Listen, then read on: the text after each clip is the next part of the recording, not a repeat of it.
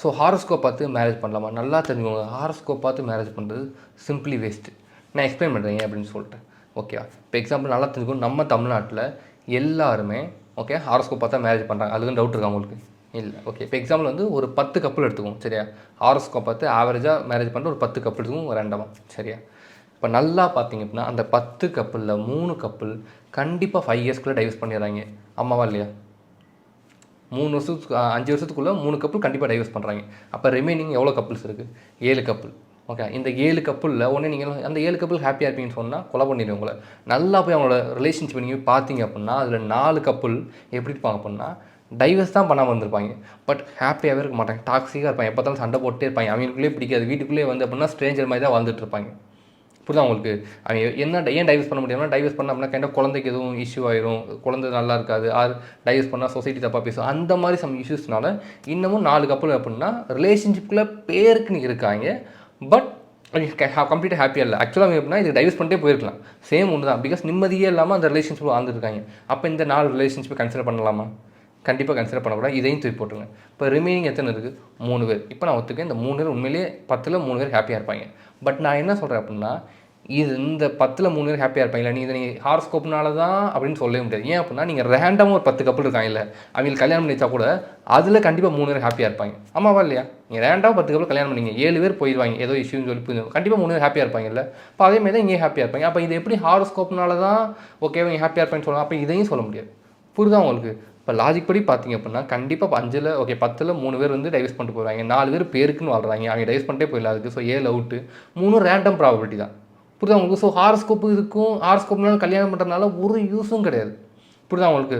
ஒன்று சம் பீப்புளுக்கு வந்து உங்களுக்கு ஒரு விஷயம் தோணும். நீங்கள் வந்து மேபி ஆஸ்ட்ராலஜியை வந்து அப்படின்னா ஹாரோஸ்கோப் வந்து ரொம்ப நம்பலாம். சரியா? நல்லா தெரிஞ்சுக்கோங்க. நான் சிம்பிள் ஓகேவா? நான் வந்து ஹாரோஸ்கோப்பையோ ஆஸ்ட்ராலஜி வந்து குத்தம் சொல்லணும் அப்படின்னு எந்த ஐடியாவும் கிடையாது. நான் சிம்பிளாக ப்ரூவ் பண்ணுங்கள். ஓகே. நீங்கள் 10 கப்புள் கல்யாணம் பண்ணிக்க வைக்கிறீங்க. ஓகே. ஹாரோஸ்கோப் பார்த்து இந்த 10 கப்புமே நல்லா தெரிஞ்சுக்கோங்க. ஹாரோஸ்கோப் பார்த்து 1க்கு 3 பேர்ட்ட பார்ப்பாங்க. ஹாரோஸ்கோப் பார்த்துட்டு எல்லாம் செட் ஆகுதுன்னு சொல்லிட்டு தான் ஓகே கல்யாணம் பண்ணி வைக்கிறாங்க. ரைட்டாக 3 பேர்ட்ட ஹாரோஸ்கோப் பார்க்குறாங்க. அப்படியே கல்யாணம் பண்ணி வைக்கிறாங்க. அப்படியே இப்படி ரிலேஷன்ஷிப் போகுது. புரியுதா உங்களுக்கு? நான் என்ன சொல்கிறேன்னா சிம்பிளாக ப்ரூவ் பண்ணி காமிங்க. நான் சொல்கிறது தப்புங்கிறீங்க. சப்போஸ் யாருக்காவது தோணுச்சு அப்படின்னா ப்ரூவ் பண்ணி காமிங்க. 10 கப்புள் இருக்கீங்கன்னா ஹாரோஸ்கோப் பார்த்து கல்யாணம் பண்ணுவீங்க. 10 பேர் ஹாப்பியாக இருந்தேன் நான் ஒத்துக்குவேன். புரியுதா உங்களுக்கு? எப்படி ஓகே ஹாரோஸ்கோப்புங்கிறது புரியுதா உங்களுக்கு? அது என்ன மீனிங் சொல்லி? So simple. உங்களால் இப்போ எப்படியும் ப்ரூவ் பண்ண முடியாது, எல்லாருக்கும் தெரியும். ஸோ ஹாரோஸ்கோப் பார்த்து மேரேஜ் பண்ணுறது வேஸ்ட்டு. கைண்ட் ஆஃப் நம்ம எல்லாமே இது பண்ணிக்கிட்டு இருக்கோம். அவ்வளோதான். ஏன் நான் சொல்கிறேன் அப்படின்னா ரீசெண்டாலாம் நடந்துச்சு. ஓகேவா? லாஸ்ட் இயர் ஓகே லாஸ்ட்டு அப்படின்னா அந்த ஜூன்லேருந்து டிசம்பருக்குள்ளே ஓகே எனக்கு தெரிஞ்ச 3 பேர் கல்யாணம் நடந்துச்சு. சரியா? எல்லா ஹாரோஸ்கோப் பார்த்து நல்லா பெர்ஃபெக்டாக பார்த்தா கல்யாணம் பண்ணி வச்சாங்க. ஓகேவா? 3 பேருக்கும் 1 வீக்கில் டைவர்ஸ். வேறு இஷ்யூ. பட் 1 வீக்கில் டைவர்ஸ். இப்போ நல்லா இருக்கும். ஹாரோஸ்கோப் பார்த்து இவங்களுக்குலாம் நல்லா இருக்கும், செட்டாக இருக்கும், ஹாப்பியாக இருப்பாங்க அப்படின்னு சொல்லி தானே கல்யாணம் பண்ணிக்கிறாங்க. அப்புறம் எப்படி ஒரு வாரத்தில் டைவர்ஸ் பண்ணிட்டு போவாங்க? ஸோ உங்களுக்கு கிளியராக புரியுதா உங்களுக்கு? சரி ஃபைன். பட் ஸ்டில் என்ன அப்படின்னா மோஸ்ட்லி இப்போ நான் வீடியோ உங்களுக்கு இந்த ஐடியா புரிஞ்சுக்கணும்னு நினைக்கிறேன். பட் ரொம்ப ரேராக ஒரு சில பேருக்கு வந்து மாற்று கருத்து இருக்கும். அப்படின்னா நிற்கிறது நெகட்டிவாக கூட கமெண்ட் பண்ணுவீங்க. ஓகேவா? இப்போ இதே வீடியோவை நான் இன்ஸ்டாகிராமில் போட்டேன். இன்ஸ்டாகிராமில் இப்போ என்ன அப்படின்னா நம்ம சேனல் என்ன நிறைய பேர் பார்க்குறீங்க. ஓகேவா? ஸோ என்ன அப்படின்னா உங்களுக்கு நிறைய பேர் மேலே பிலீஃப் இருக்கும். நான் ரீசனாக எக்ஸ்பிளைன் பண்ணிட்டு நீங்கள் புரிஞ்சுக்குவீங்க. பட் இன்ஸ்டாகிராமில் நான் எக்ஸ்பிளைன் பண்ணும்போது என்ன அப்படின்னா நிறைய பீப்புள் வந்து அப்படின்னா கொஞ்சம் புரிஞ்சுக்கல. ஓகே. அதுவும் ஸ்பெஷலாக ரொம்ப நாளாக என்னை ஃபாலோ பண்ணுறவங்க ஃபைன். பட் திடீர்னு ரீல்ஸ் போடும்போது அப்படின்னா நியூ ஃபாலோவர்லாம் வருவாங்கல்ல, அவங்கள வந்து டக்குன்னு பிடிச்சி கைண்ட் ஆஃப் நெகட்டிவாக கமெண்ட் போட்டாங்க. அதெல்லாம் என்ன ஐடியான்னு கிளியராக தெரிஞ்சுக்கோங்க. இது வந்து ரொம்ப இம்பார்ட்டன்ட். நீங்கள் வந்து உங்கள் லைஃப்பில் க்ரோ ஆகும்னா இந்த கான்செப்டை ரொம்ப புரிஞ்சுக்கணும். அது என்னது அப்படின்னா ஒரு பேசிக்கான ஹியூமன் சைக்காலஜி இருக்குது. அது என்னது அப்படின்னா ஓகே இப்போ எக்ஸாம்பிள் ஒரு பர்சன் வந்து ரொம்ப நாள் ஒரு விஷயத்தை ரொம்ப பிலீவ் பண்ணிக்கிட்டு இருக்காங்க அப்படின்னா நாம் போய் அந்த விஷயத்தை அவங்க என்ன பிலீவ் பண்ணுறாங்களோ அதை கிரிட்டிசைஸ் பண்ணோம் அப்படின்னா இன்ஸ்டன்ட் அவங்க அதை அனலைஸ் பண்ணுறதுக்கு பதிலாக ஓகேவா நம்மளுக்கு பர்சனலாக எடுத்துக்கிட்டு நம்மளை வந்து கிரிட்டிசைஸ் பண்ண ஆரம்பிச்சிருவாங்க. ஓகேவா?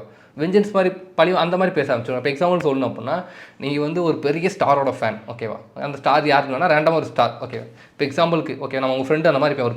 ஒரு பெரிய ஸ்டாரோட டைகார்ட் ஃபேனாக இருப்பேன். ஓகே அவன்கிட்ட போய் என்னடா அவங்க ஸ்டார் வந்து இப்படி தப்பு பண்ணிட்டேன் அப்படின்னு சொல்லி நம்ம கேட்டோம் அப்படின்னா அந்த நான் என்ன பண்ணுவேன் அப்படின்னா ஆமாம் மச்சான் என் ஸ்டார் வந்து தப்பு பண்ணிட்டாரு அப்படின்னு சொல்லி அக்செப்ட் பண்ணுறதுக்கு போல மயிறு ஓ ஸ்டார் தானே தப்பு பண்ணியா என் ஸ்டார் மட்டும் அப்படின்னு சொல்லி அவன் ஸ்டாரை பற்றி பேசாமல் நம்மளை வந்து கிரிட்டிசைஸ் பண்ணுவோம். புரியுதா உங்களுக்கு? வேறு எக்ஸாம்பிள் சொல்லணும் அப்படின்னா நம்ம அம்மா அப்பா வந்து அப்படின்னா ரொம்ப கேஸ்ட்டாக பிலீவ் பண்ணுறாங்க, ரொம்ப அப்சசிவாக பிலீவ் பண்ணிட்டு இருக்காங்க. அவங்ககிட்ட போய் இல்லை கேஸ்ட்லாம் ஈக்குவல், எல்லாருமே ஈக்குவல், நான் வந்து வேறு கேஸ்ட் பொண்ணு கல்யாணம் பண்ணிக்க போகிறேன் நீங்கள் சொன்னீங்க அப்படின்னா என்ன ஆகும்? வாயிலே வெட்டுவாங்க. நம்ம என்ன எக்ஸ்பிளைன் லாஜிக்காக எக்ஸ்பிளைன் பண்ணாலும் புரிஞ்சிக்கவே மாட்டாங்க. அவன் மனசு ஏற்றுக்காது. இப்போ இன்னும் வேறு எக்ஸாம்பிள் சொல்கிறேன். இப்போ எங்கள் அம்மா அப்பா பண்ணுவாங்க ஒரு கோயில் வந்து ரொம்ப பிலீவ் பண்ணுவாங்க. அந்த கோயில் நிறைய தப்புகள் நடக்கும். சரியா? நான் போய் கொஸ்டின் பண்ணுவேன், ஏன்னா இந்த கோயிலை போய் இப்படி பிலீவ் பண்ணுங்க, இந்த கோயிலில் நிறைய தப்பு இருக்கே அப்படின்னு சொன்னேன் அப்படின்னா அவங்க என்ன சொல்லணும்? ஆமாண்டா தப்பு இருக்குன்னு சொல்லி தான் நான் ஒத்துக்கணும். அவன் ஒத்துக்க மாட்டேன். ஏய் சாமியை பற்றி தப்பாக பேசாத, ஏதாவது நடந்துடும், வாயிலடின்னு சொல்லி என்ன நெகட்டிவாக பேசுவாங்க.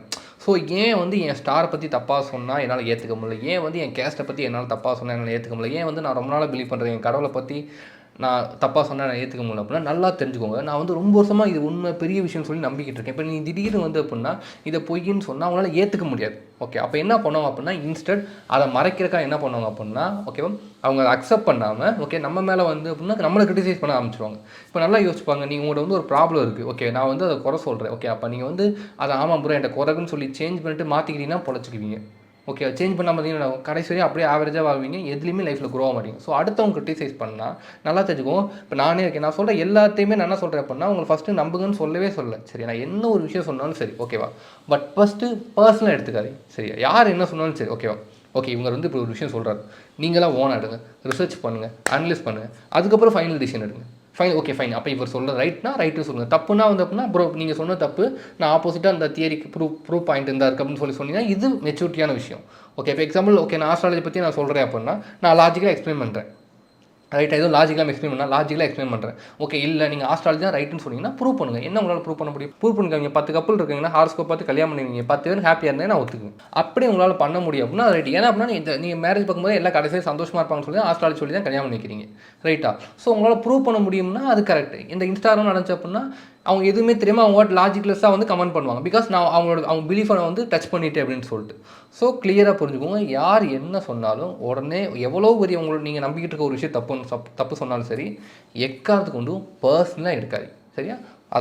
அதை எடுத்துகிட்டு நீங்களாம் ஓனாக ரிசர்ச் பண்ணுங்கள், அனலைஸ் பண்ணுங்கள், ரைட் அப்படின்னா ரைட்டுன்னு எடுத்துக்கோங்க, தப்பாக இருந்துச்சு அப்படின்னா அவங்கள சொல்லுங்கள். புரிஞ்சா, இது வந்து க்ரோ ஆகிற மென்டாலிட்டி. புரிஞ்சா கைஸ், பாய். அடுத்து இந்த வீடியோ அப்படின்னு சொல்லி மறக்காமல் கமெண்ட்டில் மென்ஷன் பண்ணுங்கள், மறந்துடாங்க. பாய்.